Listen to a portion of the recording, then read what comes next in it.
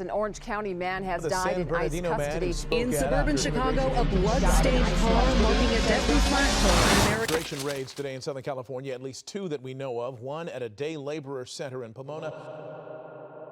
Do you feel like something new is happening every single day under this administration, and it's hard to keep up? Yeah, that's how I feel too, and a lot of others, so try not to feel too alone. At Gente Organizada, we created Pomona Uncovered, a people's investigation, a digi-series that uncovers the truth within and surrounding the city of Pomona so we can know what the heck is going on. In this episode, Billions for ICE, Pennies for Pomona, with a little research, I go over federal spending on ICE raids, the local impact, how as citizens we contribute to that, and how these funds can go back into our communities.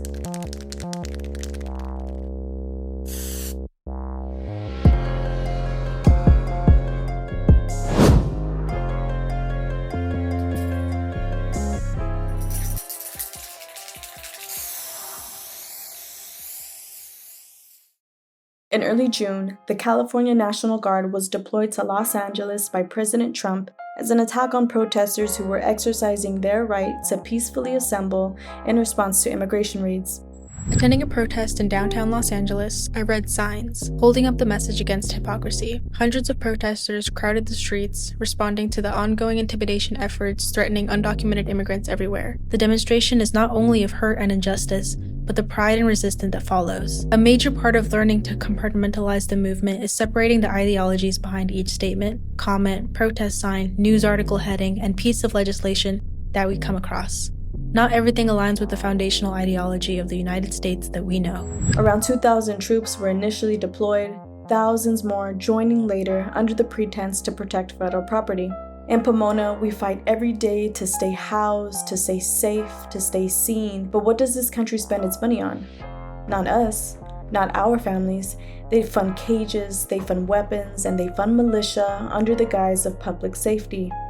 In 2024, the federal discretionary budget for the military was $831.3 billion, and the approximate discretionary budget for Customs and Border Protection was $19.6 billion. ICE alone gets nearly $10 billion a year to detain, deport, and tear families apart. And in cities like Pomona, we're told there's not enough for housing, schools, or youth programs. Not enough, or just mismanagement of priorities. ICE operates across LA County. Their vans patrol our streets. Their raids terrorize our neighbors.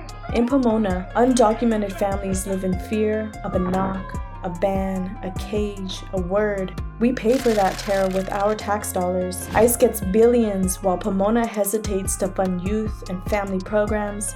Something's broken. The federal government sends weapons of war to our local police through a program called 1033.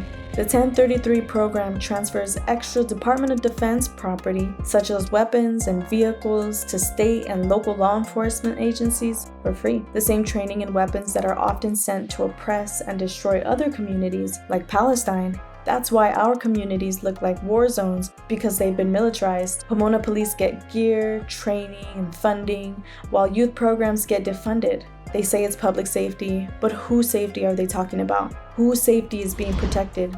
$1 billion could build thousands of homes, a few million could fully fund Measure Y and give youth real alternatives to violence, but instead, the money goes to cages, deportations, drones, and death. Pomona's youth passed Measure Y. We demanded investment in community, not more cops. Although the measure was passed, it has not been fully implemented yet. We need our local leaders to prioritize and fully implement the vision of Measure Y. This is what it looks like when people in power ignore democracy. But we're still here, and we're not done. Pomona deserves more than just pennies. Our communities demand that we defund ICE, that instead we fund housing, healing, and hope. This isn't only about scarcity of funds. It is about returning to funding our youth, resources to elderly, better schools, better roads, and a better quality of life.